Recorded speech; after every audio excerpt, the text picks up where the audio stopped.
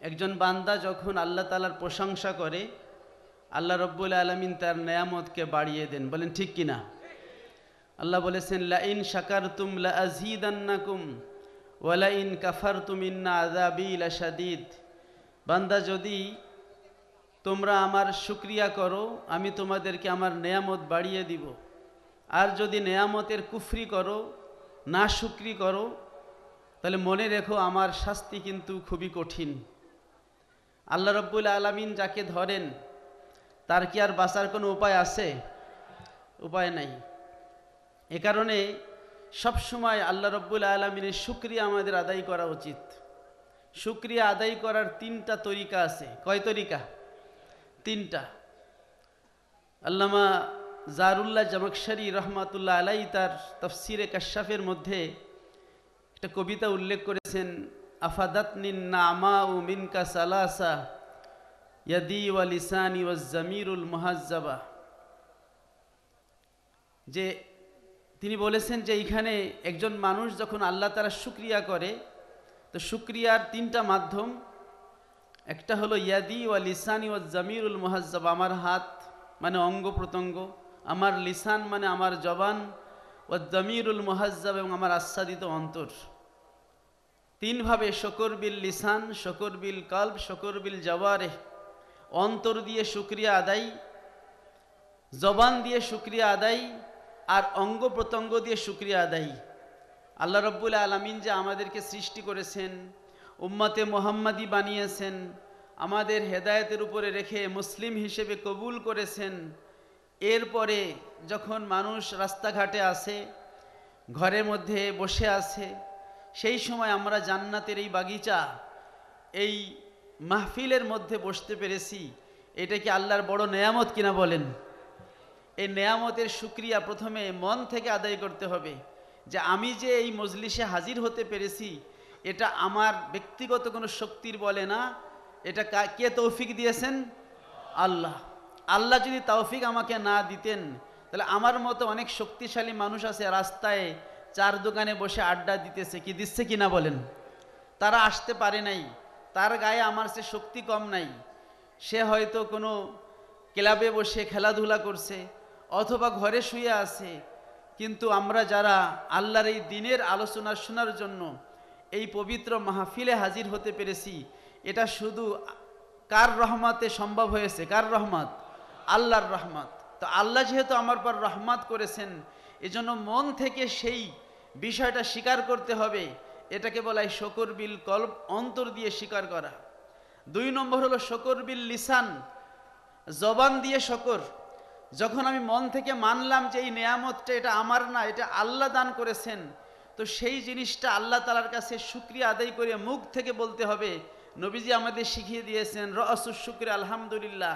যখন একজন বান্দা আল্লাহর নেয়ামত পাওয়ার পরে সে আলহামদুলিল্লাহ এই কালিমাটা উচ্চারণ করে, এটা হলো শুকরিয়া আদায়ের সবচেয়ে শ্রেষ্ঠ মাধ্যম। বলেন সুবহানাল্লাহ। এজন্য আমাদের জবান দিয়ে আল্লাহর শুকরিয়া আদায় করতে হবে। আমরা যে নেয়ামত পাই না কেন, সেই নেয়ামতটা ছোট থেকে ছোট হোক আর বড় থেকে বড় হোক, সেইটা দুনিয়াবি নেয়ামত হোক আর উখরাবি নেয়ামত হোক, এমনকি যদি আমি এক গ্লাস পানি খাই, এমনকি যদি আমি একটু খাবার ভাত খাই, খাওয়ার শেষে প্রশংসা করতে হবে কার? আল্লাহর।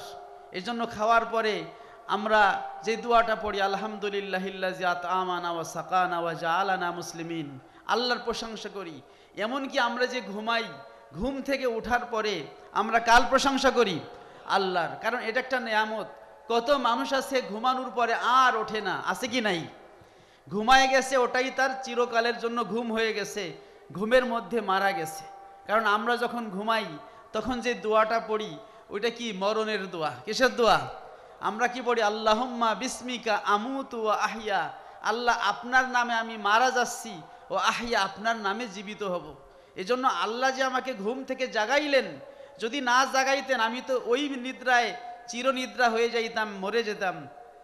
এজন্য যখন আমরা ঘুম থেকে উঠি, নবীজি সাল্লাল্লাহু আলাইহি ওয়াসাল্লাম আমাদের শিক্ষা দিয়েছেন, আমরা বলি আলহামদুলিল্লাহিল্লাযী আহইয়ানা বা'দা মা আমাতানা ওয়া ইলাইহিন নুশুর, যে যেই আল্লাহ আমাকে মৃত্যু দেওয়ার পরে আবার আমাকে ঘুম থেকে জাগাইলো, আবার জীবিত করলো, ওই আল্লাহর প্রশংসা। কারণ জীবন পাওয়া এটা একটা নেয়ামত। এভাবে খাবার খাওয়া হোক, পানি খাওয়া হোক, অথবা ঘুম থেকে ওঠা হোক, বা এরকম উখরাবি নেয়ামত, যেমন আমরা নামাজ পড়তে পারলাম, বা আমরা এই যে মাহফিলে হাজির হতে পারলাম, এই যে নেয়ামত, এই সমস্ত নেয়ামত পাওয়ার পরে অন্তর থেকে তো সেই নেয়ামতের নিসবত আল্লাহর দিকে করতেই হবে, আবার জবান দিয়ে শুকরিয়া আদায় করতে হবে কার? আল্লাহর। আমরা একটু জোরে সরে বলি আলহামদুলিল্লাহ। এটা হলো 2 নম্বর। 1 নম্বর হলো শুকর বিল কলব, অন্তর দিয়ে শুকরিয়া আদায়।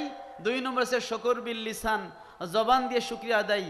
3 নম্বর হলো শুকর বিল জাওয়ারিহ, অঙ্গ প্রত্যঙ্গ দিয়ে শুকর। আল্লাহ রব্বুল আলামিন যে আমাকে সুন্দর একটা জীবন দিলেন, আমাকে অঙ্গ প্রত্যঙ্গ দিলেন। যেই ব্যক্তি একেবারে গরিব, টাকা পয়সা নাই, সেও কত টাকার সম্পদ। একটা কিডনি বিক্রি করলে কত টাকা হয়? কমসে কম তো 10 লাখ টাকা। তো 2টা কিডনি আল্লাহ আমাদের দিছে, মানে কি 20 লাখ টাকা 2টা কিডনির দাম। 2টা চোখ দিছে, নাক দিছেন, জিহ্বা দিছেন, কত বড় নেয়ামত। চোখের নেয়ামতের কথা হাদিসে আছে, নবীজি বলেছেন যেই ব্যক্তির 2টা চোখ আল্লাহ রব্বুল আলামিন নিয়ে গেছে, ওই ব্যক্তি যদি সবর করে, আবদালাহুমা বিল জান্নাহ, আল্লাহ রব্বুল আলামিন এই চোখের বিনিময়ে তাকে জান্নাত দান করবেন। বলেন সুবহানাল্লাহ। জামে তিরমিজিতে হাদিস শরীফ এসেছে, রাসূল পাক সাল্লাল্লাহু আলাইহি ওয়াসাল্লামের দরবারে একবার একজন বেদুইন ব্যক্তি আসলো, অন্ধ ব্যক্তি এসে বলল, ইয়া রাসূলুল্লাহ উদউনি, আমার জন্য দোয়া করুন, উদউলি, আমার জন্য দোয়া করুন, কাইয়ারুদ্দাল্লাহু আলাইয়া বাসারি, যেন আল্লাহ রব্বুল আলামিন আমার দৃষ্টিশক্তি ফিরিয়ে দেন, আমি অন্ধ মানুষ। নবীজি বললেন, যদি তুমি সবর করতে পারো তোমার অন্ধত্বের উপরে, তুমি তো দেখো না, ফালাকাল জান্নাত, তাহলে জান্নাত পাবে। আর যদি সবর করতে না চাও, তাইলে আমি তোমার জন্য দোয়া করব। তাহলে চোখ যার নাই, সে যদি চোখের উপরে সবর করে, তার জন্য আল্লাহ কি রেখেছেন? জান্নাত। তাহলে চোখ এত বড় নেয়ামত। এই রকম আমাদের ব্রেন দিছেন, আমাদের চোখ দিছেন, কান দিছেন শোনার জন্য, ধরার জন্য হাত দিছেন, পা দিছেন, এই যে কত নেয়ামত। এই সমস্ত নেয়ামতের একটা শুকরিয়া আছে কি নাই? আছে। সেটা হলো শুকর বিল জাওয়ারে, অঙ্গ প্রত্যঙ্গ দিয়ে আল্লাহর হুকুম পালন করা। 5 ওয়াক্ত মসজিদে নামাজে সাজদায় আল্লাহর জন্য কপালকে লুটাই দেওয়া, জাকাত দেওয়া হাত দিয়ে, পায়ে হেঁটে মসজিদে যাওয়া, মাহফিলে যাওয়া। এই যে আমি সময়টা দিয়ে মাহফিলে বসতে পারলাম, এটা হলো আমার শরীরের শুকর, অঙ্গ প্রত্যঙ্গের শুকর। সুতরাং আমরা যারা এই পবিত্র ময়দানে আসতে পেরেছি, আমরা অন্তর দিয়ে যেমন আল্লাহ তাআলার কাছে শুকরিয়া আদায় করি যে আল্লাহ, এই মজলিসে বসা আমার দ্বারা সম্ভব হতো না যদি আপনি তৌফিক না দিতেন, তদ্রূপ আমাদের জবান দিয়ে আমরা শুকরিয়া আদায় করতেছি, আবার অঙ্গ প্রত্যঙ্গ দিয়ে আমরা শুকরিয়া আদায় করতেছি। আমরা আবারও বলি আলহামদুলিল্লাহ। যদি আমরা সেই শুকরিয়া আদায় করতে পারি, তাহলে আমাদের নেয়ামত বাড়িয়ে দিবেন কে? আল্লাহ। ওয়ালা ইন কাফারতুম, আল্লাহ বলেছেন যদি তোমরা কুফরি করো, ইন্না আযাবি লাশাদীদ, তাহলে জেনে রেখো আমার শাস্তি খুবই কঠিন। এজন্য প্রত্যেকটা নেয়ামতের শুকরিয়া আদায় করা দরকার। প্যারে হাজিরিন, আপনাদের সামনে ছোট্ট একটা সূরা আমি তেলাওয়াত করেছি, সূরা আন-নাসর। এই সূরা সম্পর্কে সংক্ষিপ্ত ব্যাখ্যা বা তাফসীর উপস্থাপন করে ইনশাআল্লাহ আমি আমার সংক্ষিপ্ত বক্তব্য শেষ করব। ওমা তাওফিকে ইল্লা বিল্লাহ। যেই সূরাটা তেলাওয়াত করেছি, সূরাটা নাজিল হয়েছে মদিনা শরীফ। কোথায়? এটা মাদানী সূরা। কোরআন শরীফের সূরাগুলো 2 রকম, একটা হলো মাক্কি সূরা, একটা হলো মাদানী সূরা। নবীজি সাল্লাল্লাহু আলাইহি সাল্লাম যে 13 বছর মক্কায় ছিলেন, হিজরতের আগ পর্যন্ত যেই সূরাগুলো নাজিল হয়েছে, ওই সূরাগুলোকে বলা হয় মাক্কি সূরা। আর যেই সূরাগুলো হিজরতের পরে নাজিল হয়েছে, ওই সূরাগুলোকে বলা হয় মাদানী সূরা। কোরআন শরীফ সর্বপ্রথম নাজিল হলো কোথায়? হেরা গুহায়। প্রথমে সূরা ইকরা বিসমি, সূরা আলাকের প্রথম 5টা আয়াত আল্লাহ নাজিল করলেন। আর সর্বশেষ আয়াত যেটি আল্লাহ নাজিল করেছেন, সেটি হলো ওয়াত্তাকু ইয়াওমান তুরজাউনা ফিহি ইলাল্লাহ সুম্মা তুওয়াফাউন। এই যে আয়াতটা সূরা আল ইমরানের মধ্যে রয়েছে, ওয়াত্তাকু ইয়াওমান তুরজাউনা ফিহি ইলাল্লাহ, তোমরা ওই দিনকে ভয় করো যেদিন তোমাদেরকে আল্লাহ তাআলার কাছে ফিরিয়ে দেওয়া হবে। এই আয়াতটা হলো সর্বশেষ আয়াত। আর সর্বপ্রথম আয়াত হলো ইকরা বিসমি রব্বিকাল্লাযী খলাক। আর পূর্ণাঙ্গ সূরা হিসেবে সবার আগে যেই সূরাটা নাজিল হয়েছে, সেটা হলো সূরা ফাতিহা। কোন সূরা? আলহামদুলিল্লাহ সূরা, যেটা আমরা পড়ি। সূরা হিসেবে সূরা ফাতিহা সবার আগে। আর আয়াত হিসেবে ইকরা বিসমি রব্বিকাল্লাযী খলাক, এইটা সবার আগে। আর সূরা হিসেবে সর্বশেষ যেই সূরাটা নাজিল হয়েছে সেটা হলো ইজা জাআ নাসরুল্লাহ। এই সূরার পরে পূর্ণাঙ্গ কোনো সূরা আর নাজিল হয়নি। এটা নবীজি সাল্লাল্লাহু আলাইহি সাল্লামের জীবনের একেবারে শেষ দিকে 10ম হিজরিতে মদিনা শরীফে নবীজি 10 বছর জীবিত ছিলেন। 11 হিজরির শুরুর দিকে রবিউল আউয়াল মাসে নবীজি ইন্তেকাল ফরমালেন, অর্থাৎ মুহররম গেল, রবিউল আউয়াল। এই যে নবীজি সাল্লাল্লাহু আলাইহি সাল্লাম যে 11 হিজরির শুরুতে মারা গেলেন, 10ম হিজরির শেষের দিকে এই সূরা ইজা জাআ নাসরুল্লাহ নাজিল হলো। এই সূরাটা নবীজি সাল্লাল্লাহু আলাইহি সাল্লামের ইন্তেকালের সংবাদ বহন করে।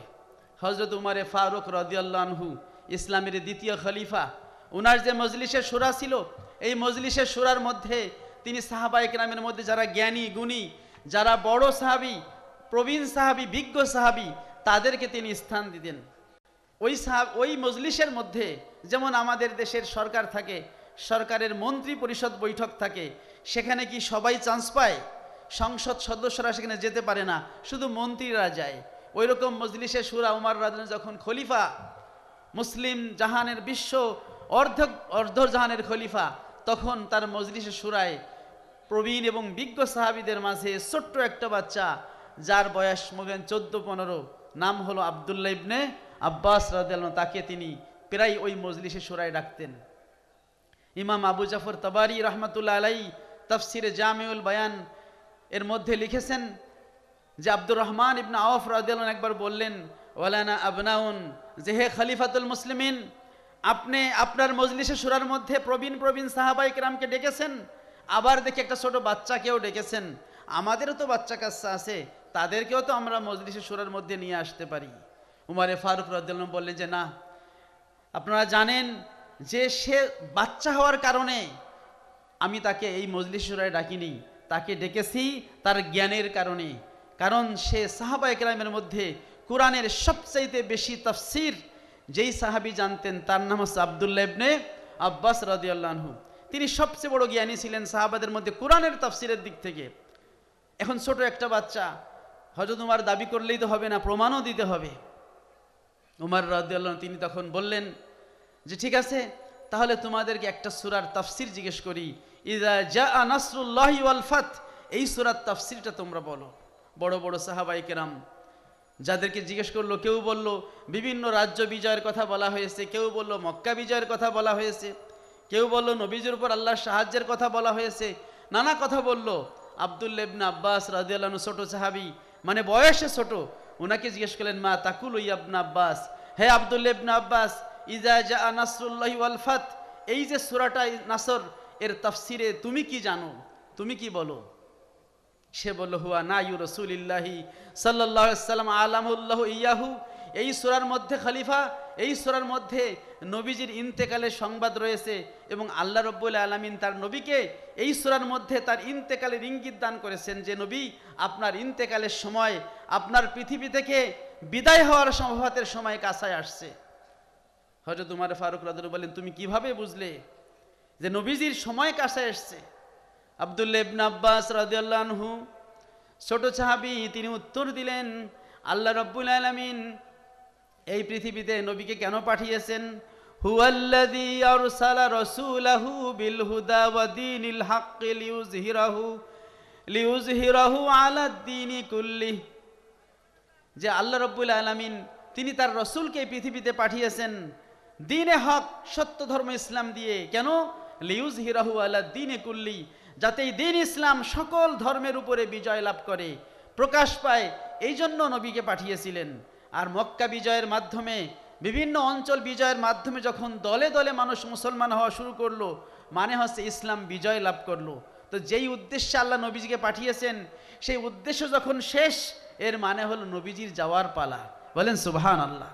এই যে সূক্ষ্ম বুঝটা আল্লাহ রাব্বুল আলামিন হযরত আব্দুল্লাহ ইবনে আব্বাসের মাথায় দিয়ে দিলেন। উনি বললেন এটা নবীজির ইন্তেকালের সংবাদ। উমরে ফারুক রাদিয়াল্লাহু আনহু প্রবীণ সাহাবী, উনি বলেন আমরা তো নবী থেকে সেটাই শুনেছি, নবীজি নিজে বলছেন যে এই সূরার মধ্যে আল্লাহ রাব্বুল আলামিন নবী বলেছেন আমার ইন্তেকালের সংবাদ দিয়েছেন। বলেন সুবহানাল্লাহ। তো আব্দুল্লাহ ইবনে আব্বাস রাদিয়াল্লাহু আনহু তিনি বয়সে ছোট ছিলেন কিন্তু জ্ঞানে বড় ছিলেন। এটাই কিন্তু ইসলামের কথা। মুফতি আমিমুল ইহসান রহমতুল্লাহ আল মুজাদ্দিদ আল বারকাতি রহমতুল্লাহ আলাই তিনি ঘোষণা করেছেন তার আদাবুল মুফতি কিতাবের মধ্যে, আল আলেমু কাবীরুন ওয়ালাউ কানা সাগীরান ফিস সিন ওয়াল জাহিলু সাগীরুন ওয়ালাউ কানা কাবীরান ফিস সিন, যে একজন আলেম সে যদি বয়সে ছোট হয় সে সবার বড়, সম্মানে সে বড়। ওয়াল জাহিলু সাগীরুন, আর জাহেল সে ছোট, ওয়ালাউ কানা কাবীরান, সে যদি বড় হয়। আজকের সমাজে আলেম ওলামাদের সম্মান নষ্ট হচ্ছে, মানুষ আলেম ওলামাকে মর্যাদা দেয় না। আবার যাদের এলেম কালাম নাই তারা নিজেরা এমনভাবে কথাবার্তা শুরু করে যে তারাই বড় আলেম। এটা খুবই একটা জঘন্য যুগে আমরা হাজির হয়েছি। প্যারে হাজরিন, রাসূল পাক সাল্লাল্লাহু আলাইহি ওয়াসাল্লাম ইরশাদ করেছেন, ইন্নাল্লাহা লা ইয়ানতাজিউল ইলমা ইনতিজান ইয়ানতাজিহু মিনাল ইবাদ, ইন্নাল্লাহা লা ইয়াকবিদুল ইলমা ইনতিজান। আল্লাহ রাব্বুল আলামিন মানুষের দিলের থেকে এলেম ছিনাই নেবেন না, যেমন কাক কিছু ছিনিয়ে নেয় বা কোনো ছিনতাইকারী ছিনিয়ে নেয়, ওইভাবে দিলের থেকে নবী আল্লাহ রাব্বুল আলামিন এলেম ছিনাই নেবেন না। বলে কি ইয়াকবিদুল ইলমা বিকবদিল উলামা, উলামায়ে কিরামকে ইন্তেকাল করার মাধ্যমে, উলামায়ে কিরামকে ওফাত দেওয়ার মাধ্যমে, মৃত্যু দেওয়ার মাধ্যমে আল্লাহ এলেম নিয়ে যাবেন। এই যে শামসুল উলামা আল্লামা সাহেব কেবলা, উনি অত্র এলাকা না শুধু বিশ্বের মধ্যে একজন বড় আলেম ছিলেন কি ছিলেন না বলেন? এই যে আল্লামা বালাউটি রহমাতুল্লাহ একজন বড় আলেম ছিলেন কি ছিলেন না বলেন? ছিলেন। কিন্তু তারা আজকে নাই। দিন যাচ্ছে তত মানুষের এলেম কালাম বাড়তেছে না কমতেছে? কমতেছে। এখন তো এমন আলেমও পয়দা হয়েছে যে মজলিসের মধ্যে এমন কিতাবের নাম বলে যেই কিতাব ওই সাবজেক্টে নাই। একবার একটা দেখলাম যে এক মজলিসে একজন বলতেছে শরহে বেকায়া এটা নাকি নাহু সরফের কিতাব, বলেন নাউজুবিল্লাহ। একজন আলেম এটা বলতেই পারে না। শরহে বেকায়া হচ্ছে ফিখের কিতাব, মাসলা মাসাইলের কিতাব, আর শরহুল জামি এটা হচ্ছে নাহু সরফের কিতাব, ব্যাকরণের কিতাব, গ্রামারের কিতাব। আবার কয় কি শরহে জামির উপরও একটা কিতাব আছে, ওটার নাম কি শরহে বেকায়া, বলেন নাউজুবিল্লাহ। নাউজুবিল্লাহ এই জন্য যে আমরা আসলে কোন যুগে চলে এসেছি, কোনটা কোন সাবজেক্টের কিতাব সেটাও জানে না, কিন্তু সে মঞ্চে বসে জোরে জোরে কথা বলে। কারণ এলেম আল্লাহ রাব্বুল আলামিন নিয়ে যাচ্ছেন। হাত্তা ইজা লাম ইয়াবকা আলেমান, এমনকি আল্লাহ রাব্বুল লাম ইউবকি আলেমান, যখন আল্লাহ এভাবে আলেম নিতে নিতে কোনো আলেম আর বাকি রাখবেন না। ইত্তাখাজান নাসুর উসান জুহালা, মানুষ জাহেলদেরকে নেতা বানাবে, জাহেলদেরকে তাদের মুফতি বানাবে। ফাআফতাউ বিগাইরি ইলমিন, এই জাহেলরা ফতোয়া দিবে না জেনে। ফাদল্লু আদাল্লু, নিজেরাও গোমরা হবে, অন্যদেরকেও গোমরা বলে, বলেন নাউজুবিল্লাহ।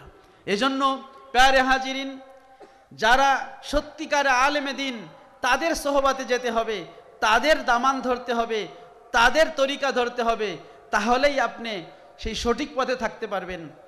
আজকে না জানার কারণে মানুষ নিত্য নতুন ফতোয়া দিচ্ছে। আমরা যেই সুন্নি তরিকার মধ্যে আসি, যেই মিলাদ কিয়াম, যেই আহলে সুন্নাত ওয়াল জামাতের যে আকীদার উপরে আসি, আজকে সেই আকীদার উপরে না বুঝে হামলা করতেছে না, বলেন প্যারে হাজিরিন। আমরা কদমবুসি করি, একদল বলতেছে কদমবুসি করা শিরক, বলতেছে কি বলতেছে না? শিরক না। নবীজি সাহাবারা নবীজিকে কদমবুসি করেছেন। হযরত সারে রাদিয়াল্লাহু হাদিস সেই মিশকাতুল মাসাবি কিতাবে আছে, যেটা আবু দাউদ শরীফে আছে, তিরমিজি শরীফে আছে। সাহাবায়ে কেরাম করেছেন। হযরত বেলাল রাদিয়াল্লাহু আনহু নবীজির সাহাবী মুয়াজ্জিন, তিনি নবীজির চাচা হযরত আব্বাস রাদিয়াল্লাহু আনহু কদমবুসি করেছেন। ইমাম মুসলিম রাহমাতুল্লাহ আলাইহি উনার উস্তাদ ইমাম বুখারীর কদমবুসি করেছেন। কদমবুসি আউলিয়ায়ে কেরাম শিখিয়েছেন। আমরা তাদের তাজিমে কদমবুসি করি, তাদের মহব্বতে কদমবুসি করি, কোনো দুনিয়ার লোভে নাকি, কোনো দুনিয়ার পাওয়ার লোভে? দুনিয়া পাওয়ার লোভে না, তাদের দিনের জন্য। কিন্তু একদল মানুষ সেই মুস্তাহাব আমলটাকেও এটা শিরিক বিদাতের সাথে তুলে দিচ্ছে। আমরা কোনো মানুষকে সাজদা করি না, সাজদা পাওয়ার একমাত্র হকদার কে? আল্লাহ। আমরা মাজারের সাজদা দেই না, সেজদা দেই। আমরা মাজার জিয়ারত করি, আমরা মাজার পূজা করি না, কবর পূজা করি না। সুতরাং এই ভণ্ডদের সাথে আমাদের মিলালে হবে না। এই ফুলতলি মাসলাক, এই বাংলাদেশ এই জৌনপুরি মাসলাক, এই সারসিনা ফুরফুরা মাসলাক আহলে সুন্নাত ওয়াল জামাতের উপর অধিষ্ঠিত, ঠিক কিনা বলেন? সবার গোড়া এক। এই যে আপনাদের উস্তাজুল উলামা আল্লামা বালাউটি, তার পীর হচ্ছেন শামসুল উলামা সাহেবকে বলে ফুলতলি, এরপরে হচ্ছেন ইয়াকুব বদরপুরি, এরপরে হচ্ছেন হাফেজ আহমদ জনপুরি, এরপরে কারামত আলী জনপুরি, এরপরে সৈয়দ আহমদ বেরলভী রহমতুল্লাহ আলাই। ওদিকে দেখেন সারসিনার নেসারউদ্দিন আহমদ রহমতুল্লাহ আলাই, ফুরফুর আবু বকর সিদ্দিক ফুরফুর রহমতুল্লাহ আলাই, এরপরে ফতে আলী ওয়াইসি রহমতুল্লাহ, তার পীর নূর মোহাম্মদ নিজামপুর রহমতুল্লাহ আলাই, তার পীর সেই সৈয়দ আহমদ বেরেলভি রহমতুল্লাহ আলাই, যিনি শহীদে বালাকোট, সেই বালাকোটি এক জায়গায় গিয়ে মিলছে, ঠিক কিনা বলেন। এবং এই সারা বাংলাদেশে এই ফুরফুরা বলেন, জনপুরি মাসলাকের উলামায়ে কেরাম তারা সঠিক সুন্নিয়াত, সঠিক আহলে সুন্নাত ওয়াল জামাতের সেই আকীদা এবং আমল প্রচার করছে, ঠিক কিনা বলেন। সুতরাং আমাদের সেই তরিকা ধরতে হবে। কে কি বললো আর কে কি করলো সেটা দেখার বিষয় না। যারা সত্যিকারে আলেম ছিলেন, আলেম নাম ধরলেই হবে না, আলেম হওয়ার জন্য কি বলেছেন ইমাম মালিক রহমতুল্লাহ আলাই, সেই কথাটা খুবই গুরুত্বপূর্ণ। আল্লামা ইবনু আবিদিন শামী রহমতুল্লাহ তার সেই ফতোয়া শামীর মধ্যে সেই ইবারতটা নিয়ে এসেছেন এইভাবে, মান তাফাক্কাহা ওয়ালাম ইয়াতাসাওয়াফ ফাকাত তাফাসসাকা, যে ব্যক্তি মাসলা মাসাইল শিখলো, ফিকা শিখলো, কিন্তু তাসাউফ শিখলো না, তরিকা শিখলো না, সে ফাসেক হয়ে গেল। বলে নাউজুবিল্লাহ। ওমান তাসাওয়াফা ওয়ালাম ইয়াতাফাক্কা ফাকাত তাজান্দাকা, যে তাসাউফ শিখলো, সুফি তরিকা শিখলো, কিন্তু শরীয়তের ধার ধারলো না, সে জিন্দিক হয়ে গেল। আমাদের সমাজে এরকম লোক আছে কিনা, যে তারা তরিকার কথা বলে কিন্তু শরীয়ত মানে না। শরীয়ত ছাড়া তরিকাত হবে না, আবার তরিকাত ছাড়া শরীয়ত পরিপূর্ণ হবে না। বরং ইমাম মালিক রহমতুল্লাহ বলছেন, ওমান জামা বাইনাহুমা ফাকাত তাহাক্কাকা, যে শরীয়ত এবং তরিকাত উভয়টা ধরলো, সে হলো মুহাক্কিক, সে হলো হক্কানি আলেম, ঠিক কিনা বলেন। সুতরাং দেখতে হবে কোথায় শরীয়তও আছে, তরিকাতও আছে। শুধু শরীয়ত না, শুধু তরিকাত না, শরীয়ত এবং তরিকাত, ইলমে ফিকহ এবং ইলমে তাসাউফ উভয়ের সমন্বয়ে যেইটা, সেইটাই আমাদের গ্রহণ করতে হবে। আমরা আলহামদুলিল্লাহ সেই পথেই আসি, আমরা সেই তরিকায় আসি। এজন্য আবারও আল্লাহর দরবারে শুকর আদায় করে বলি আলহামদুলিল্লাহ। প্যারে হাজিরিন, যেই কথা বলতেছিলাম যে হযরত উমরে ফারুক রাদিয়াল্লাহু আনহু তিনি আব্দুল্লাহ ইবনে আব্বাস রাদিয়াল্লাহু আনহুকে যখন বললেন যে তুমি এই তাফসীরটা কিভাবে জানলে, উনি বললেন এইভাবে আমি জানলাম যে নবীজির ইন্তেকালের সংবাদ এই সূরা ইজা নাসরুল্লাহর মধ্যে দেওয়া হয়েছে। কারণ এই সূরার মধ্যে আল্লাহ বলছেন ইজা জা নাসরুল্লাহি ওয়াল ফাত, যখন আসবে আল্লাহর সাহায্য এবং বিজয়, ওয়ারাইতান নাসা, এবং হে নবী আপনি দেখবেন মানুষকে ফি দীনিল্লাহি ইয়াদখুলুনা, তারা প্রবেশ করতেছে ফি দীনিল্লাহ, আল্লাহর দ্বীনের মধ্যে, আফওয়াজা, দলে দলে। তখন আপনি বুঝবেন, কারণ আল্লাহ রাব্বুল আলামিন তার নবীকে এই পৃথিবীতে দ্বীনে ইসলামকে বিজয় করার জন্য পাঠিয়েছেন। আর দলে দলে যখন লোকেরা মুসলমান হওয়া শুরু করবে মক্কা বিজয়ের পরে, এর মানে হলো নবীর দিনকে, আল্লাহর দিনকে আল্লাহ বিজয় লাভ করেছেন, আল্লাহর দিনকে আল্লাহ বিজয় দান করেছেন। এর মানে হলো নবীর যেই উদ্দেশ্য নিয়ে আল্লাহ তার নবীকে পাঠিয়েছিলেন সেইটা শেষ পর্যায়ে। আর যখন কাজ শেষ, একটা মিস্ত্রি যদি ঘর তৈরি করতে আসে, বিল্ডিং তৈরি করতে আসে, যদি বিল্ডিংটা শেষ হয়ে যায়, এর মানে কি মিস্ত্রি আর থাকবে না, চলে যাবে? চলে যাবে। তো নবীজিকে আল্লাহ দিন কায়েমের জন্য পাঠিয়েছিলেন, দিন যখন প্রতিষ্ঠা পেয়ে গেল, এর মানে হচ্ছে নবীর যাওয়ার পালা। উমরে ফারুক রাদিয়াল্লাহু বলেন, দেখেন এই জন্যই কিন্তু আব্দুল্লাহ ইবনে আব্বাস, উনি বয়স কম কিন্তু তাকে মজলিসে শুরায় স্থান দেওয়া হয়েছে। এই আব্দুল্লাহ ইবনে আব্বাস রাদিয়াল্লাহু আনহু তিনি কিন্তু খামাখা এমনি এমনি এত এলেম পায় নাই। উলামায়ে কেরাম বলেছেন, যদি তফসিরের মধ্যে, কোরআনের তফসিরের মধ্যে মতভেদ হয়ে যায়, তাহলে যেই পক্ষে আব্দুল্লাহ ইবনে আব্বাস রাদিয়াল্লাহু থাকবেন ওইটাই গ্রহণযোগ্য হবে। বলেন সুবহানাল্লাহ। আব্দুল্লাহ ইবনে আব্বাস রাদিয়াল্লাহু আনহুর একজন শাগরেদের নাম হলো হযরত মুজাহিদ ইবনে জাবর রাহমাতুল্লাহ আলাইহি, তিনি তাবেঈ ছিলেন। তার ব্যাপারে ইমাম নববী রাহমাতুল্লাহ বলছেন, ইজা জাআকা তাফসিরু আন মুজাহিদ ফাহাসবুকা, যদি মুজাহিদ রহমাতুল্লাহ থেকে তাফসির পেয়ে যাও তাহলে ওটাই যথেষ্ট, আর কোনো তাফসির খোঁজার প্রয়োজন নাই। তাহলে যেই সাহাবীর ছাত্রের ব্যাপারে এই কথা বলা হলো, তাহলে সেই উস্তাদের ব্যাপারে কি কথা? কিন্তু উনি এই এলেম কোথার থেকে পাইলেন? নবীর সোহবতে, নবীর দুয়ায়। নবীজি সাল্লাল্লাহু আলাইহি ওয়াসাল্লাম একবার ওয়াশরুমে গেছেন, বাথরুমে গেছেন। তো বাথরুমের থেকে বের হয়ে কি করতে হয়? কি করতে হয়? ওযু করতে হয়, তাই না? ওযুর জন্য কি লাগবে? পানি লাগবে। তো নবীজি তো পানির লোটা নেন নাই, তিনি ওয়াশরুমে গেছেন, ডিলা নিয়ে গেছেন। আব্দুল্লাহ ইবনে আব্বাস রাদিয়াল্লাহু তখন বয়স খুবই কম, এই হয়তো 11-12 বছর বয়স। তিনি দেখলেন নবীজি পানির লোটা নেন নাই। তিনি একটা পানির লোটার মধ্যে, একটা পাত্রের মধ্যে পানি ভরে নবীজির ওয়াশরুমের সামনে রেখে আসলেন। এরপর এদিকে চলে আসলেন। নবী যখন ওয়াশরুম সারলেন, পানি ব্যবহার করলেন, ওযু করলেন, এরপরে মসজিদে এসে বললেন, মান ওয়াদা আল মা, এই বাথরুমের সামনে পানি রাখছে কে? সবাই বলল যে হুজুর আপনার ইবনু আম্মিকা ইবনু আব্বাস, আপনার চাচাতো ভাই এই যে ছোট্ট আব্দুল্লাহ ইবনু আব্বাস, সে আপনার বাথরুমের সামনে পানি রেখে আসছে। নবীজির সাথে সাথে খুশি হয়ে আব্দুল্লাহ ইবনু আব্বাসকে জড়ায় ধরলেন। বুকের মধ্যে সহিহ বুখারীতে বর্ণনা আসছে, নবীজি আব্দুল্লাহ ইবনু আব্বাসকে বুকের মধ্যে দাম্মা ইলা সাদরিহি, তার নিজের বুকের মধ্যে জড়াই নিলেন এবং আল্লাহর কাছে দোয়া করলেন, আল্লাহুম্মা ফাক্কিহু ফিদ্দিন ওয়া আল্লিমহু তাবিল। আল্লাহ এই ইবনে আব্বাসকে আপনি দিনের মস্ত বড় মুফতি এবং ফকি বানায় দেন এবং কোরআনের তাফসীর তাকে শিখাই দেন। বলেন সুবহানাল্লাহ। এই যে নবীজি দোয়া করে দিলেন, আল্লাহ একে কোরআনের তাফসীর শিখাই দেন, এই জন্য আব্দুল্লাহ ইবনে আব্বাস রাদিয়াল্লাহু যেটা বলতেন ওটাই তাফসীর হয়ে যেত। বলেন সুবহানাল্লাহ। সাহাবায়ে কেরাম তারা বলতেন, বিশেষ করে আব্দুল্লাহ ইবনে মাসউদ রাদিয়াল্লাহু বলতেন, হুয়া তারজুমানুল কোরআন, তিনি আমাদের মধ্যে ছিলেন কোরআনের তারজুমান, কোরআনের ভাষ্যকার। কোরআনে কি বলা হয়েছে সেটা আব্দুল্লাহ ইবনে আব্বাস বলতেন যে এইটা বলা হয়েছে, আল্লাহ এই কথাটা বলেছেন। সেরকম একজন বিজ্ঞ সাহাবী, কিন্তু বয়স ছিল কম, তারপর উমর রাদিয়াল্লাহু তাকে স্থান দিলেন। ইজাজা নাসরুল্লাহি ওয়াল ফাত, এই সূরার ঘটনায় তাফসিরে তবারির মধ্যে ইমাম তবারি ঘটনা নিয়ে এসেছেন। পেয়ারে হাজিরিন, এই যে সূরাটা যদিও ছোট্ট একটি সূরা, কিন্তু নবীজির বিদায়ের পূর্ব মুহূর্তে এই সূরাটা নাজিল হয়েছে, জীবনের শেষ লগ্নে। এরপরে পূর্ণাঙ্গ কোনো সূরা আর নাজিল হয় নাই, ছোট আয়াত একটা দুইটা নাজিল হয়েছে, কিন্তু পুরো সূরা আর নাজিল হয় নাই। ওয়াত্তাকু ইয়াওমান তুরজাউনা ফিহি ইলাল্লাহ সুম্মা তুওয়াফাউনা কুল্লু নাফসিন, এই যে আয়াতটা, অহুম লা ইউজলামুন, আয়াত নাজিল হয়েছে যে তোমরা আল্লাহকে ভয় করো, তোমরা ওই দিনকে ভয় করো যেদিন তোমাদের আল্লাহর কাছে ফিরে যেতে হবে, কিয়ামতের দিন। ওইটা সর্বশেষ আয়াত, সর্বশেষ সূরা হলো সূরা ইজা জাআ নাসরুল্লাহ। তো কোরআনের সর্বশেষ সূরায় আল্লাহ আমাদের কি মেসেজ দিচ্ছেন সেইটা একটু আমরা সংক্ষেপে আলোচনা করতে চাই। ওমা তাওফিকি ইল্লা বিল্লাহ। প্যারে হাজিরিন, আল্লামা আবু মনসুর মাতুরিদি রাহমাতুল্লাহ আলাইহি তাবিলাত আহলে সুন্নাহ ওয়াল জামা কিতাবের মধ্যে তাফসিরে আহলে সুন্নাহ ওয়াল জামা বলা হয়, তাফসিরে মাতুরিদি, ওর মধ্যে উল্লেখ করেছেন, ইজা জাআ নাসরুল্লাহ, যখন আসবে আল্লাহর সাহায্য। আল্লাহর সাহায্য বিভিন্ন জায়গায় আল্লাহ রাব্বুল আলামিন সাহায্য করেছেন। ওয়ালাকাদ নাসারাকুমুল্লাহু বিবাদরি ওয়া আনতুম আযিল্লাহ, আল্লাহ বলেছেন বদরের সময় হে মুসলমানরা তোমরা ছিলে খুবই অল্প সংখ্যক এবং দুর্বল, তোমাদের এত শান শওকত ছিল না, তরবারি ছিল না, যুদ্ধর অস্ত্র ছিল না, কিন্তু আল্লাহ তোমাদের সাহায্য করেছেন। বদরে কারা জয়লাভ করেছিল? মুসলমানরা।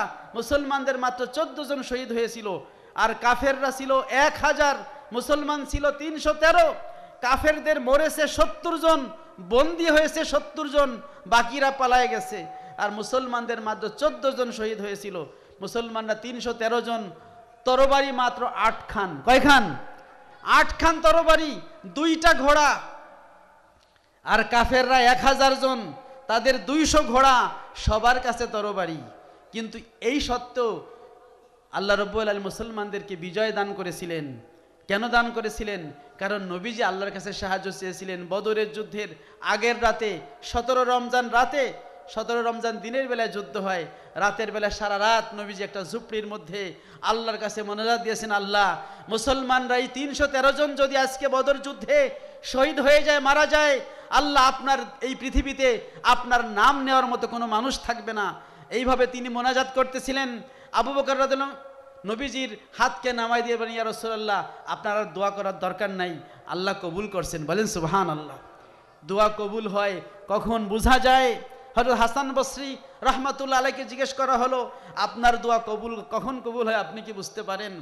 উনি বলে, হ্যাঁ আমার দোয়া কখন কবুল হয় বুঝতে পারি, যখন আমি মোনাজাত দিলে আমার চোখ দিয়ে দর দর করে পানি পড়ে, আমার নাকের পানি চোখের পানি এক হয়ে যায়, আমার মনটা শুধু আল্লাহর জন্য রুজু হয়ে যায়, মোনাজাতে অন্য কোনো খেয়াল নাই, শুধু বান্দার সাথে আল্লাহর মোনাজাত, আল্লাহর লিঙ্ক। আমি বুঝতে পারি আমার এই চোখ দিয়ে পানি পড়তেছে, যদি আল্লাহর রহমত না থাকতো চোখ দিয়ে পানি পড়তো না।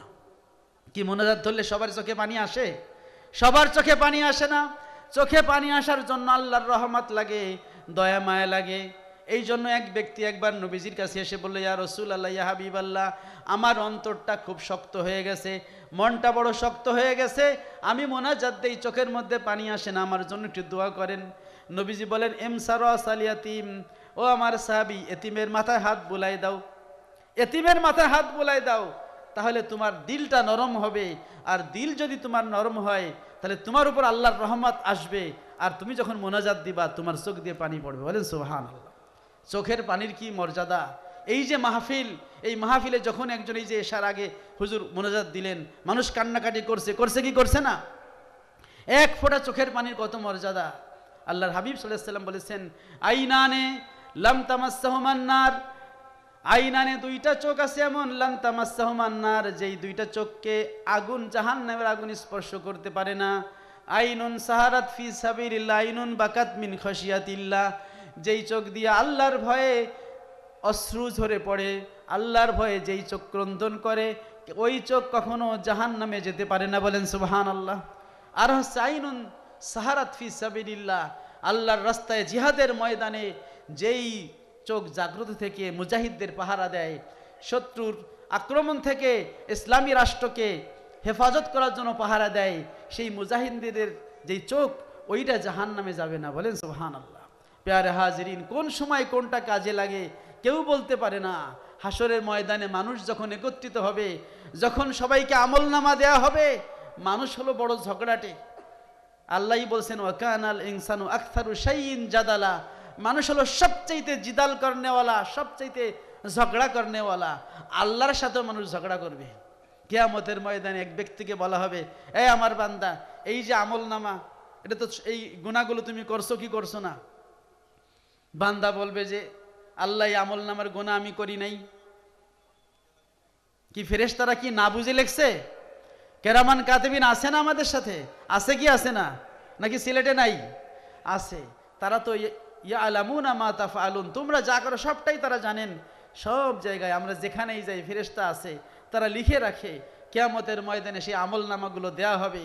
মানুষ যখন আমলনামাগুলো দেয়া হবে, আল্লাহ বলবেন, হা উমুকরাউ কিতাবিয়া, এই বান্দারা কিতাবটা পড়ো, আমলনামায় তুমি কি গুনাহ করছো সবই পড়ো, সবই এর মধ্যে লেখা আছে।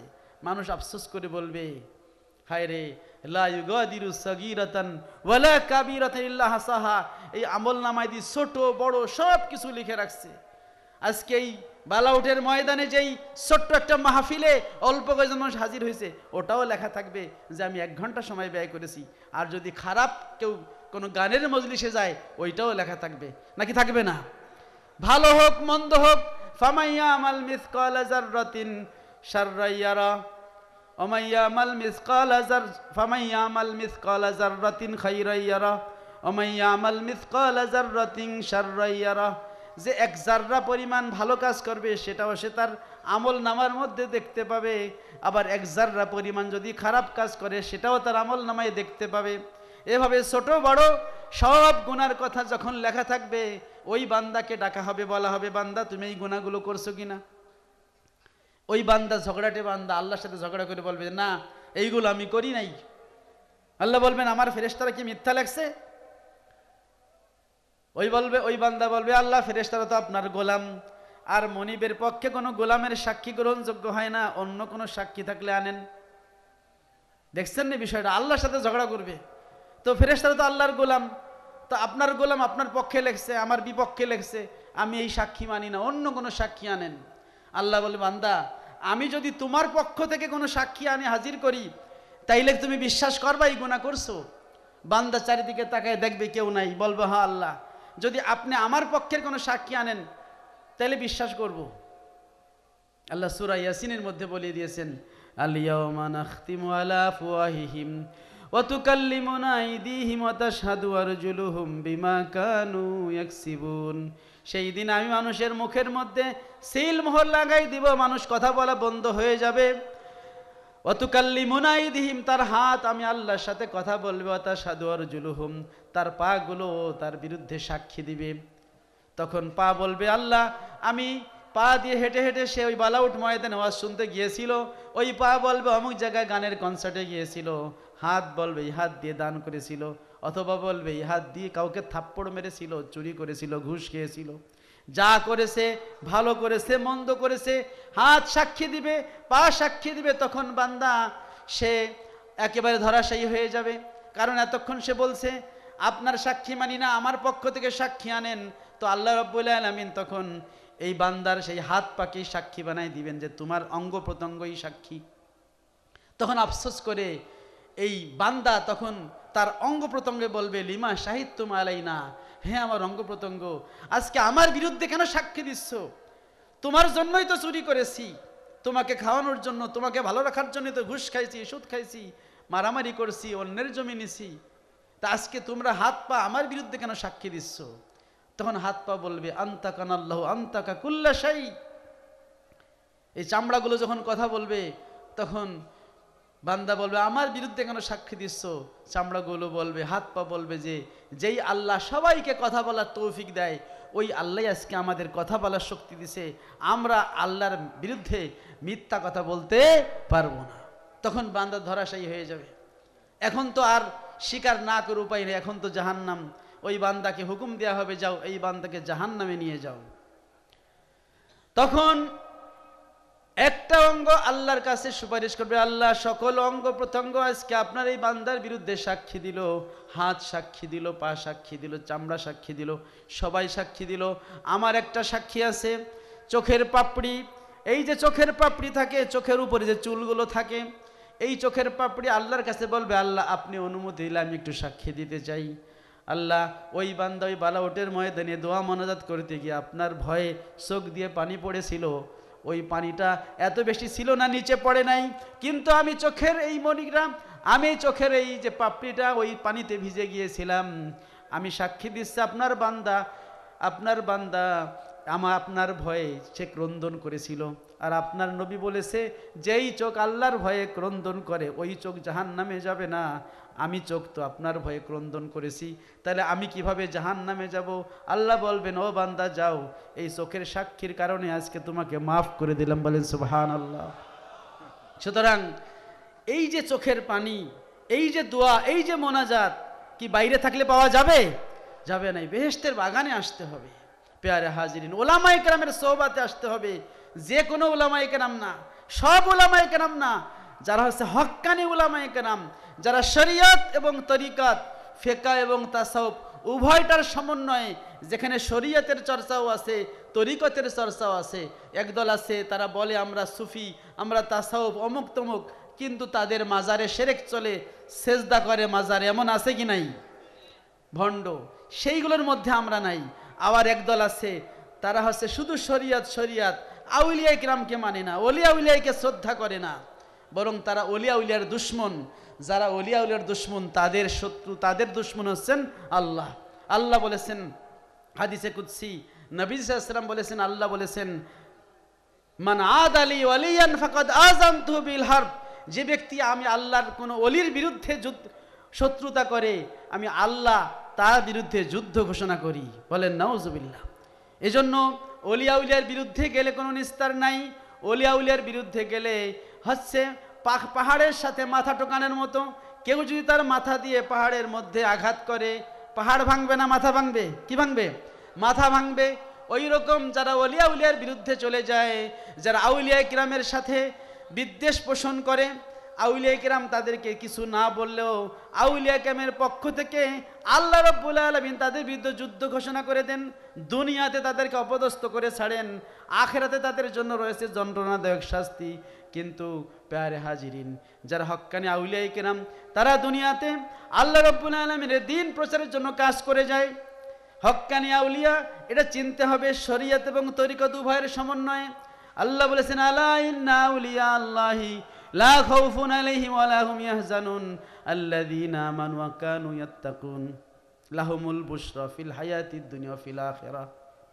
প্যারে হাজিরিন, আল্লাহ বলছেন যারা আল্লাহর ওলি হবে, আল্লাহর বন্ধু হবে, তাদের আখিরাতে কোনো ভয় নাই, কোনো চিন্তাও নাই। তারা কারা? আল্লাযীনা আমানু ওয়া কানু ইয়াত্তাকুন, যারা সহি তরিকায় ঈমান আনে, যাদের আকীদা সঠিক আছে, ওয়া কানু ইয়াত্তাকুন, এবং আমলও সঠিক আছে, তারা তাকওয়া পরহেজগারি অনুযায়ী চলে। তাকওয়া মানে কি? নেক কাজগুলো করে, ফরজ আমলগুলো করে, ওয়াজিবগুলো করে, সুন্নাত করে, আর হচ্ছে হারাম মাকরু কাজগুলো পরিত্যাগ করে। মানে নিষেধ, আল্লাহর নিষেধকৃত কাজগুলো পরিত্যাগ করে, আল্লাহর আদেশকৃত কাজগুলো যারা পালন করে, যারা ইমতিসাল আওয়ামির ওয়াল ইজতিনাব আনিন নাওয়াহি, এইটা যারা ফলো করে তারা হলো মুত্তাকি। যারা ঈমান এবং তাকওয়ার সমন্বয় করে তারা হলো আল্লাহর ওলি। যে কেউ আল্লাহর ওলি দাবি করলে হবে না। গাঞ্জা খায় আল্লাহর ওলি দাবি করলে হবে না। তার মধ্যে ঈমান সহি আকীদা থাকতে হবে এবং তাকওয়া মানে সঠিক আমল থাকতে হবে। হারাম থেকে পরহেজ করতে হবে, হালাল পথে চলতে হবে। হালাল হারামের তমিজ নাই। সে যদি আল্লাহর ওলি দাবি করে সেটা একটা মিথ্যা কথা। আর প্যারে হাজরিন, আমরা যেই তরিকায় আছি, যেই সুন্নি তরিকায়, যেখানে শরীয়ত এবং তরিকাত উভয়ের সমন্বয়ে ইমাম মালিক রহমতুল্লাহ বলছেন ফাকাত তাহাক্কাকা, সে হলো হক্কানি, সে হলো সঠিক পথে আছেন। প্যারে হাজরিন, যে কথা বলছিলাম যে আল্লাহ রাব্বুল আলামিন সূরা ইজা জাআ নাসরুল্লাহি ওয়াল ফাত, এই সূরার মধ্যে বলেন যখন আসবে আল্লাহর সাহায্য এবং বিজয়।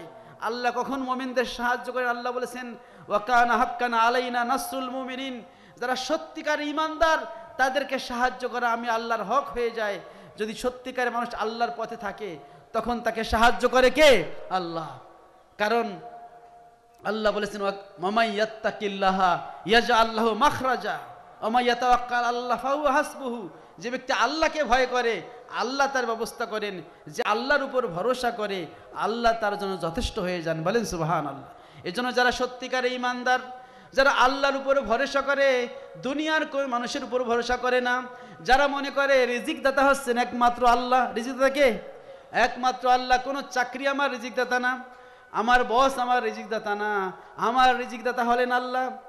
তার আকীদাটাকে সঠিক রাখে, নাইলে তার ঈমান যদি সঠিক না হয়, আকীদা সঠিক না হয়, তাহলে তাকে সত্যিকার ঈমানদার তাকে বলা যাবে না। আর সত্যিকার ঈমানদার না হলে আল্লাহ রাব্বুল আলামিনের সাহায্য পাওয়া যাবে না। আল্লাহ বলেছেন ইজা জা নাসরুল্লাহি ওয়াল ফাত, যখন আসবে আল্লাহর পক্ষ থেকে সাহায্য, ওয়াল ফাত, এবং যখন বিজয় আসবে মানে মক্কা বিজয় আসবে, অরাইতান নাসা, হে নবী আপনি দেখতে পাবেন মানুষদেরকে ইয়াদখুলুনা, তারা প্রবেশ করতেছে ফি দীনিল্লাহি, আল্লাহর দিনের মধ্যে আফওয়াজান, দলে দলে। ফাসাব্বিহ, আপনি তাসবিহ পড়ুন, সুবহানাল্লাহ পড়ুন, বিহামদি, আল্লাহর প্রশংসা সহ, মানে সুবহানাল্লাহি ওয়া বিহামদিহি পড়েন, সুবহানাল্লাহি ওয়াল হামদুলিল্লাহ পড়েন। এগুলো হচ্ছে পবিত্র জিকির। সুবহানাল্লাহ, আলহামদুলিল্লাহ, লা ইলাহা ইল্লাল্লাহু, আল্লাহু আকবার, এই জিকিরগুলো নবীজি করতেন এবং করতে বলা হয়েছে। সুবহানাল্লাহি ওয়া বিহামদিহি, নবীজি ইন্তেকালের আগে এই তাসবিহটা পড়তেন, সুবহানাল্লাহি ওয়া বিহামদিহি আস্তাগফিরুল্লাহ ওয়া আতুবু ইলাইহি। এই সূরা ইজাজা নাজিল হওয়ার পর থেকে বেশি থেকে বেশি আম্মা জান আয়েশা বলেন যে এই ইজাজা নাজিল হওয়ার পরে নবীকে আমি প্রায়ই দেখতাম এই তাসবিহটা পড়তেছে, সুবহানাল্লাহি ওয়াল হামদুলিল্লাহি আস্তাগফিরুল্লাহ ওয়া আতুবু ইলাইহি। সুবহানাল্লাহ, এটা খুবই ছোট একটা জিকির, কিন্তু আল্লাহর কাছে খুবই প্রিয়। ইমাম বুখারী রাহমাতুল্লাহ আলাইহি তিনি তার সহিহ বুখারীর সর্বশেষ যে হাদিসটা নিয়ে এসেছেন, হযরত আবু হুরায়রা রাদিয়াল্লাহু থেকে বর্ণিত, নবীজি বলেছেন কালিমাতানি হাবিবাতানি ইলার রহমান, দুইটা কালিমা আছে, যেই দুইটা কালিমা হচ্ছে আল্লাহ তাআলার কাছে খুবই প্রিয়। খাফিফাতান আলাল লিসান, যেগুলো জবানে খুবই হালকা, বলতে খুবই সহজ। সাকিলাতানি ফিল মিজান, কিন্তু মিজানের পাল্লায় খুবই ওজন, মিজানের পাল্লায় ওজন। আর মুখে বলতে খুবই সহজ আর আল্লাহর কাছে খুবই প্রিয়। সেই কালিমা দুইটা কি? সুবহানাল্লাহি বিহামদিহি সুবহানাল্লাহিল আজিম, মানে তাসবিহ। সুবহানাল্লাহ, এই তাসবিহ এত প্রিয় তাসবিহ যে ফেরেশতারাও যখন অক্ষম হয় এই তাসবিহ পড়ে, সুবহানাকা লা ইলমা লানা ইল্লা মা আল্লামতানা ইন্নাকা আনতাল আলিমুল হাকিম। এটা তারা পড়েছিলেন কখন? যখন তারা ওই যে পরীক্ষায় পরাজিত হয়ে গেল। আদম আলাইহিস সালামকে আল্লাহ সৃষ্টি যখন করবেন, ফেরেশতাদেরকে বললেন ইন্নী জাইলুন ফিল আরদি খলিফা, ও আমার ফেরেশতারা, দুনিয়াতে আমি আমার খলিফা বানাবো, প্রতিনিধি বানাবো। ফেরেশতারা বলল আতাজালু ফিহা মাইয়ুফসিদু ফিহা ওয়া ইয়াসফিকুদ দিমা, আল্লাহ পৃথিবীতে কি আপনি এমন কাউকে বানাবেন যারা দুনিয়াতে গিয়ে ফিতনা ফাসাদ করবে, রক্তপাত করবে? ফেরেশতারা তাদের অভিজ্ঞতার আলোকে বলল, কারণ ইতিপূর্বে আল্লাহ রাব্বুল আলামিন জিন জাতিকে সৃষ্টি করেছেন, জিন জাতি দুনিয়ায় এসে মারামারি হট্টগোল করেছে, আল্লাহ রাব্বুল আলামিন গজব দিয়ে জিন জাতিকে ধ্বংস করে দিয়েছেন। এরপরে আল্লাহ রাব্বুল আলামিন যখন মানব জাতি, আমাদের আদি পিতা আদম আলাইহিস সালামের মাধ্যমে মানব জাতি মানব সৃষ্টির নিয়ত করলেন, ইচ্ছা করলেন, এরাদা করলেন, ফেরেশতাদের কাছে বললেন ইন্নী জাইলুন ফিল আরদি খলিফা, ও ও আমার ফেরেশতারা, আমি দুনিয়াতে আমার প্রতিনিধি পাঠাবো, আমার প্রতিনিধি বানাবো, যারা দুনিয়াতে আমি আল্লাহর বিধানকে বাস্তবায়ন করবে, আমার কথাগুলো বলবে, সেই রকম একজন প্রতিনিধি বানাবো। ফেরেশতারা মনে করলো যে জিন জাতি আল্লাহ বানাইছে, এরা তো মারামারি হট্টগোল করছে, ফেরেশতারা আমরাই তো ভালো আছি, আমাদের চাইতে ভালো, আমাদের চাইতে সম্মানিত, আমাদের চাইতে জ্ঞানী আল্লাহ আর কাউকে বানাবেন না, যাদেরকেই বানাবেন আমরা ফেরেশতা চেয়ে তারা নিচুই হবে। এরকম একটা কথা তারা মনে মনে বলল। আল্লাহ কি আমাদের মনের খবর জানেন কি জানেন না? ফেরেশতাদের মনের খবর জানেন কি জানেন না? আল্লাহ বলেন ইন্নী আলামু মা লা তা'লামুন, ফেরেশতারা আমি যেটা জানি তোমরা সেটা জানো না। আল্লাহ আদম আলাইহিস সালামকে তৈরি করলেন, আদম আলাইহিস সালামকে তৈরি করার পরে তাকে জ্ঞান দান করলেন। ও আল্লামা আদামাল আসমা কুল্লাহা, সব কিছুর জ্ঞান দিলেন।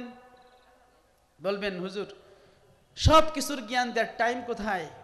নবীজি বলেছেন কিয়ামত পর্যন্ত যত কিছু হবে সব কিছুর, এই যে মাইক্রোফোন এটার নাম, ওটার নাম মাইক, ওটার নাম সাউন্ড বক্স, ওটার নাম ক্যামেরা, এই সব কিছু আদম আলাইহিস সালাম জানতেন।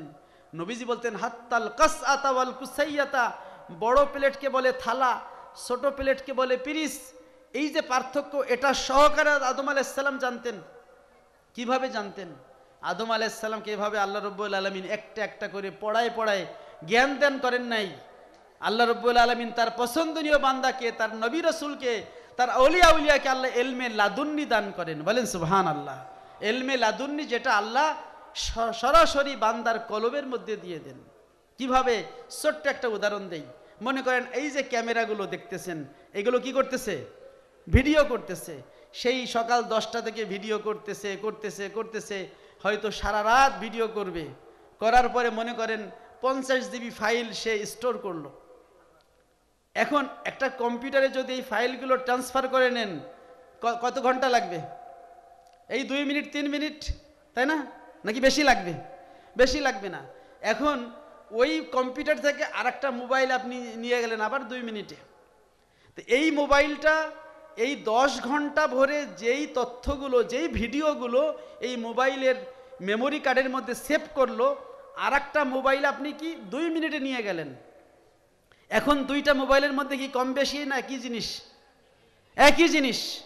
মানে এই মোবাইলটা সে তার ফাইলের মধ্যে, তার সেই মেমোরি কার্ডের মধ্যে 10 ঘন্টা ধরে সে এক একটা করে জ্ঞান, এক একটা করে এলেম সে ক্যাপচার করছে।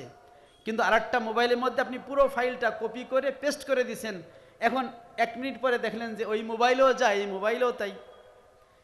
তো আমরা যখন জ্ঞান হাসিল করি, আমরা ক্লাস 1 পড়ি, 2 পড়ি, 3, 4, 5, 6, এভাবে এসএসসি পরীক্ষা, দাখিল পরীক্ষা, আলিম পরীক্ষা, ফাজিল পরীক্ষা, কামিল পরীক্ষা, মুফতি পরীক্ষা, মুহাদ্দিস, এত কিছু পড়ে এই 16 বছরে যা শিখি এই সবগুলো কি হয়? আমাদের ব্রেনের মধ্যে এরকম একটা ফাইল আকারে থাকে।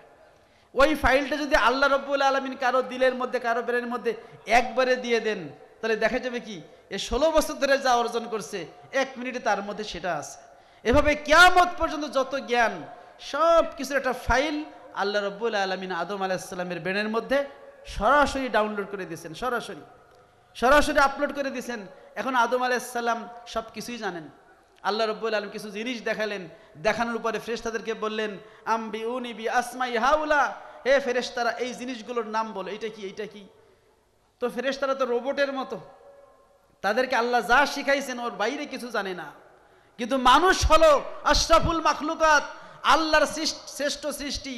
মানুষকে আল্লাহ এমন জ্ঞান দিছেন, মানুষ তার জ্ঞান ব্যবহার করে যেটা জানে না ওইটাও জানতে পারে। মানুষ তার জানা বিষয়কে অ্যানালাইসিস করে অজানা বিষয় জানতে পারে। এই যে সৃষ্টিশীল ক্রিয়েটিভ মেধা, এটা আল্লাহ শুধু তার খলিফা এই মানব জাতিকে দান করেছেন। বলেন সুবহানাল্লাহ। ফেরেশতাদেরকে বললেন এইগুলোর নাম বলো। ফেরেশতারা নাম বলতে পারলো না। আদম আলাইহিস সালামকে বললেন এইগুলো কি। এখন আদম আলাইহিস সালাম যখনই দেখেন ব্রেনে তো সেভ করা আছে, এইটাই সব কিছু তিনি বলে দিলেন, সব কিছু। আদম আলাইহিস সালাম, ফেরেশতাদেরকে আল্লাহ বললেন উসজুদু লি আদম, আদমকে সাজদা করো, মানে আদমকে কিবলা বানিয়ে আল্লাহকেই সাজদা করো। প্যারে হাজরিন, আল্লাহর হুকুমে ফেরেশতারা আদম আলাইহিস সালামের সাজদা করলেন। একদল আবার বলে যে ফেরেশতারা আদমকে সাজদা করছে, তাহলে আমরা আমাদের পীরকেও সাজদা করবো। বলেন নাউজুবিল্লাহ। কি পীরের পায়ে সাজদা করা জায়েজ আছে? সাজদা করা, সাজদা পাওয়ার একমাত্র হকদার কে? আল্লাহ। এরকম কথা সাহাবায়ে কেরাম বলছিলেন।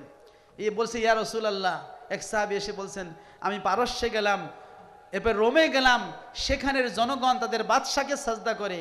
ইয়া রাসূলুল্লাহ, আপনি তো দোজাহানের বাদশা, আমরা আপনাকে সাজদা করতে চাই। সাহাবায়ে কেরাম প্রস্তাব দিয়েছিলেন। নবীজি কি বলছেন যে আল্লাহ ছাড়া যদি কাউকে সাজদা করার হুকুম থাকতো, আমি মহিলাদেরকে বলতাম স্বামীকে সাজদা করতে, কিন্তু আল্লাহ ছাড়া কাউকে সাজদা করা জায়েজ আছে? জায়েজ নাই। সুতরাং সে পীর হোক, বাবা হোক, এটা কদমবুসি করা এক জিনিস, সাজদা করা যাবে না। সাজদা করা যাবে? সাজদা, এই কপালটা খুবই দামি অঙ্গ, এটা শুধু কার জন্য? আল্লাহর জন্য, অন্য কারো সামনে নোয়ানো যাবে না। এখন বলবেন ফেরেশতারা, সেটা তো আল্লাহর অর্ডার দিছে, আল্লাহর অর্ডারে তারা মাথা নোয়াইছে, কিন্তু ইবলিস সে কিন্তু মাথা নোয়ায় নাই।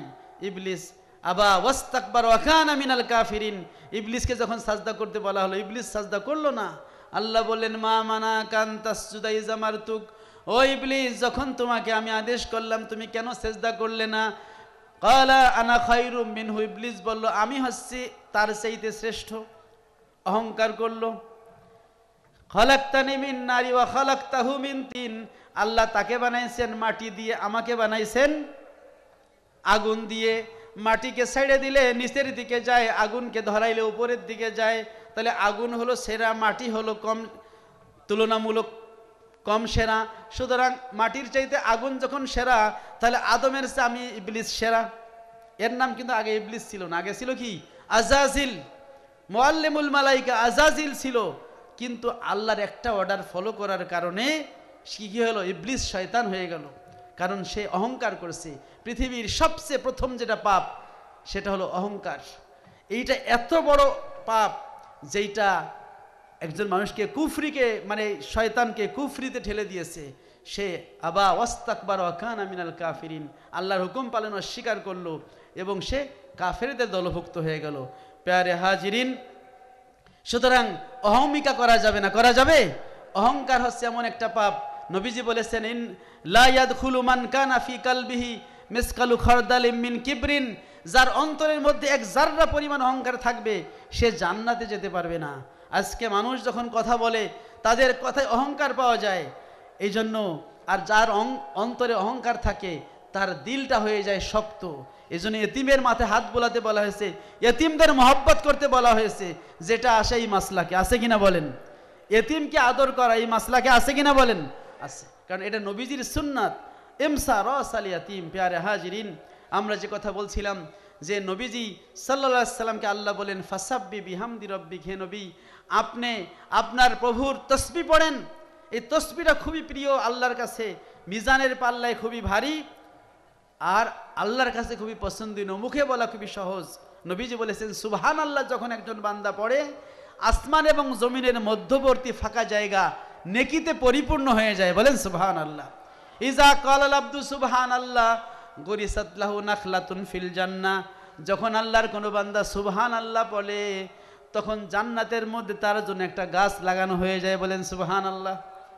নবীজি যখন মেরাজে গিয়েছিলেন, মেরাজ থেকে ফিরে আসার সময় সপ্তম আসমানে আবুল আম্বিয়া, যিনি হচ্ছেন মুসলিম মিল্লাতের পিতা, মুসলিম জাতির জনক হযরত ইব্রাহিম আলাইহিস সালাম, তিনি আমাদের নবীকে বলেন হে আমার পুত্র, আপনার উম্মতের জন্য আমি একটা উপহার দিতে চাই। ইব্রাহিম আলাইহিস সালাম এই উম্মতে মুহাম্মাদিকে একটা উপহার দিয়েছেন। সেটা কি? যে হে মুহাম্মদ সাল্লাল্লাহু আলাইহি ওয়াসাল্লাম, আপনার উম্মতকে আমার পক্ষ থেকে একটু বলবেন, এই সুসংবাদটা দিবেন যে জান্নাতের মাটি খুবই উর্বর, তারা যেন জান্নাতে বেশি বেশি করে গাছ লাগায়। সাহাবায়ে কেরাম বলে ইয়া রাসূলুল্লাহ, ওই জান্নাতের মাটিতে এই দুনিয়ায় বসে কিভাবে গাছ লাগাবো? নবীজি বলেন সুবহানাল্লাহ পড়ো। বলেন সুবহানাল্লাহ। যখন একজন বান্দা সুবহানাল্লাহ, আলহামদুলিল্লাহ, আল্লাহু আকবার, লা ইলাহা ইল্লাল্লাহ পড়ে, জান্নাতে এক একটা গাছ লাগানো হয়ে যায়। আমরা যে নামাজ পড়ি, নবীজি বলেছেন 5 ওয়াক্ত নামাজের পরে যে ব্যক্তি সুবহানাল্লাহ 33 বার, আলহামদুলিল্লাহ 33 বার, আল্লাহু আকবার 33 বার, আর 100 বারের বার কি লা ইলাহা ইল্লাল্লাহু ওয়াহদাহু লা শারীকা লাহু লাহুল মুলকু ওয়া লাহুল হামদ ওয়া হুয়া আলা কুল্লি শাইইন কাদির পড়ে, তার গুনাহ যদি সমুদ্রের ফেনা পরিমাণও হয় আল্লাহ মাফ করে দেন। বলেন সুবহানাল্লাহ। আবার কোন হাদিসে আছে 34 বার আল্লাহু আকবার, তাহলে সুবহানাল্লাহ 33 বার, আলহামদুলিল্লাহ 33 বার, আল্লাহু আকবার 34 বার। আর কোনো হাদিসে আছে 100 নাম্বার বারে হচ্ছে লা ইলাহা ইল্লাল্লাহ। এটা এত প্রিয় তাসবিহ যে নবীজি তার নিজের মেয়েকে শিক্ষা দিয়েছেন। একবার নবীজির কাছে কিছু গোলাম আসছে, দাস। নবীজির মেয়ে ফাতিমা রাদিয়াল্লাহু আনহা তিনি বাবার কাছে গেছেন যে এই যে জাতা, সেটা দিয়ে আগে হচ্ছে জাতা ঘুরায় ঘুরায় আটা বানাইতো, গম দিয়ে আটা বানাইতো, এখন তো মেশিন হয়ে গেছে। বাবা এই আটার জাতা ঘুরাইতে ঘুরাইতে হাত ব্যথা হয়ে গেছে। জান্নাতের রমণীদের সর্দার হযরত ফাতিমা রাদিয়াল্লাহু আনহার আটা ঘুরাইতে ঘুরাইতে, আটার যে চাক্কি ঘুরাইতে হাত শক্ত হয়ে ব্যথা হয়ে গেছে। একটা বাদি দেন, একটা দাসী দেন। নবীজি তাকে দাসী দেন নাই, বলেন যে ফাতেমা এই দাসীর চেয়ে উত্তম যেটা সেটা শিখাই দেব। বলে হ্যাঁ শিখাই দেন। বলে তুমি যখন বিছানায় যাইবা, তুমি যখন ঘুমাবা, তার আগে বিছানায় বসে সুবহানাল্লাহ 33 বার পড়বা, আলহামদুলিল্লাহ 33 বার পড়বা, আল্লাহু আকবার 34 বার পড়বা। তাসবিহে ফাতিমি বলা হয়। এইটা ওই দাসী পাওয়ার চেয়ে ভালো। বলেন সুবহানাল্লাহ। তা নবীজি কি শিক্ষা দিলেন? জান্নাতের শিক্ষা, আখিরাতের শিক্ষা, যেইটা আমাদের, যেই তসবিটা আল্লাহ তার নবীকে পড়তে বলেছেন ইন্তেকালের আগে। মানুষ মরার আগে কি করে? উপদেশ দেয়, ফিনিশিং, লাস্ট ফিনিশিং। নবীজির ইন্তেকালের শেষ মুহূর্তে এই কথাটা বললেন। নবীজিকে বললেন মানে কি? উম্মতকে বললেন। নবীজির মাধ্যমে তো সব কথা আল্লাহ আমাদের বলেছেন। নবী হচ্ছেন আমাদের নেতা। নেতাকে বললে কর্মীদের কি বলা হয় কি হয় না? বলেন হয়। সুতরাং নবীজির মাধ্যমে আল্লাহ আমাদের শিখাই দিলেন ফাসাব্বি, আপনি কি করেন? তাসবিহ পড়েন। ফাসাব্বি বিহামদি, আল্লাহর প্রশংসা সহকারে, ওয়াস্তাগফিরহু, আর আল্লাহর কাছে ইস্তেগফার করেন। এখন নবীজি ইস্তেগফার করবেন, নবীজি কি গুনাহ আছে? একদল বলে, কোন মুফাসসির যারা আছে নামধারী মুফাসসির, তারা বলে নবীজিকে আল্লাহ ইস্তেগফার করতে বলছে। এর মানে হচ্ছে নবীজি তার নবুয়াতির জিন্দেগি, এই দাওয়াতের কর্ম পালন করতে গিয়ে যেই ত্রুটিগুলো করছে সেই জন্য তওবা করতে বলা হয়েছে। বলেন নাউজুবিল্লাহ। আহলে সুন্নাত ওয়াল জামাতের আকীদা হলো নবীরা আম্বিয়া কুল্লুহুম মাসুমুনা মিনাস সাগায়ের ওয়াল কাবায়ের, সগীরা কবিরা ওয়াল কুফরে ওয়াশ শিরক, সকল প্রকার গুনাহ থেকে নবীরা মাসুম। ঠিক কিনা বলেন? যদি কোনো ব্যক্তি নবীদেরকে মাসুম বলে বিশ্বাস না করে, তার তো ঈমানই হবে না, তার তো ঈমানই নাই, তার যদি আকীদা ঠিক না থাকে। এখন বলবেন তাইলে আল্লাহ কেন নবীকে ইস্তেগফার করতে বললেন? এইটা হলো উম্মতকে শিক্ষা দেওয়ার জন্য। যারা আজকে মুফাসসিরে কোরআন তাফসীর করে, নিজেরা তাফসীরের নামও পড়তে পারে না, নিজেরা তাফসীর বানানো করতে পারে না, নবীদেরকে গুনাহগার বলে। বলেন নাউজুবিল্লাহ। অথচ যখন একজন শিক্ষক, যাকে একটা উদাহরণ শুনি, একজন শিক্ষক যখন তার ছাত্রকে বলে পড়ো ক খ, কি ছাত্রের সাথে শিক্ষক পড়ে কিনা? এর মানে কি শিক্ষক জানে না নাকি জানে? এখন ছাত্র যদি বলে উস্তাদে পড়তেছে, মানে উস্তাদ জানে না, তাহলে কি সঠিক না ভুল? ভুল। ছাত্রকে শেখানোর জন্য বাপ মা যখন সন্তানকে বাবা বাবা বলে, এটা শুনে শুনে কি করে? সন্তান শেখে। তো নবী কি, নবী সাল্লাল্লাহু আলাইহি সাল্লাম এগুলো পড়েছেন উম্মতকে শিক্ষা দেওয়ার জন্য। নবীর গুনাহ আছে এই জন্য না। আল্লাহ বলছে ইন্নাহু কানা তাওয়াবা। সুতরাং আমাদের জীবন কখন শেষ হয়ে যাবে আমরা জানি না। আমাদের কর্তব্য হলো শেষ জীবনে আল্লাহর কাছে ইস্তেগফার করা, তাওবা করা এবং বেশি বেশি তাসবিহ তাহলিল পড়া। যদি আমরা এভাবে চলতে পারি আমাদের জীবনটাকে, কারণ ইন্নামাল আমালু বিল খাওয়াতিম, সর্বশেষ আমলটাই হলো গ্রহণযোগ্য। এজন্য সবসময় আল্লাহর কাছে তাওবা ইস্তেগফার করার মাধ্যমে গুনাহ থেকে মাপ নিতে হবে। যদি গুনাহ থেকে আমরা মাপ নিয়ে যেতে পারি তাহলে আমাদের জীবনটা ধন্য হবে। প্যারে হাজরিন, এই সূরা আমাদের সেই শিক্ষাই দেয়। নবীজির জীবনের সর্বশেষ সূরা, সূরা নাসর, যেখানে আল্লাহ আমাদেরকে বেশি বেশি তাসবিহ তাহলিল করতে বলেছেন এবং তাওবা ইস্তেগফার করতে বলেছেন। আল্লাহ রাব্বুল আলামিন এই আমল আমাদের সারা জীবন করার তৌফিক দিন। সকলে বলেন আমিন। ওয়া আখিরু দাওয়ানা আনিল হামদুলিল্লাহি রাব্বিল আলামিন। আসসালামু আলাইকুম ওয়া রাহমাতুল্লাহি ওয়া বারাকাতুহু।